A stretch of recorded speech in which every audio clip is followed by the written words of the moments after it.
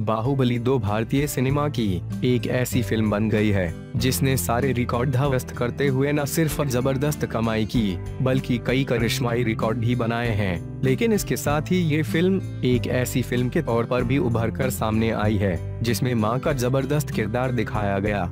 कहा जाता है कि भगवान एक साथ हर जगह नहीं मिल सकते और इसलिए उसने मां को बनाया ताकि उनके रूप में वो अपने बच्चों और परिवार का ख्याल रख सके। माँ जैसा बलिदान देने वाला और उन जैसा निस्वार्थ प्रेम करने वाला इस दुनिया में कोई नहीं। बाहुबली 2 में भी माँ के किरदार की इसी खूबी को दिखाया। न्याय, प्रेम और सच की जीत के लिए बाहुबली की माँ अपने बेटों का बलिदान देने से भी नहीं चूकती। हालांकि उसकी औलाद उसके इसी प्रेम का फायदा उठाने की कोशिश करती है और षड्यंत्र रचती है, लेकिन कहते हैं ना कि माँ किसी के आगे मजबूर नहीं होती, लेकिन अपनी औलाद के सामने वो झुक जाती है।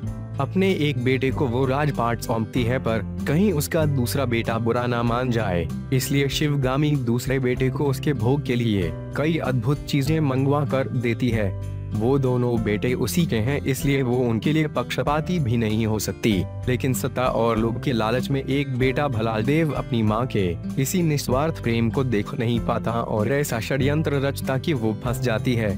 बेटे भलालदेव के षड्यंत्र में फंसकर, या यूं कहें कि ये सोचकर कि मेरे एक बेटे को कुछ नहीं मिला जबकि एक राजा बन गया, वो वैसा ही करती जाती है जैसा कि उससे भलालदेव करने को कहता है।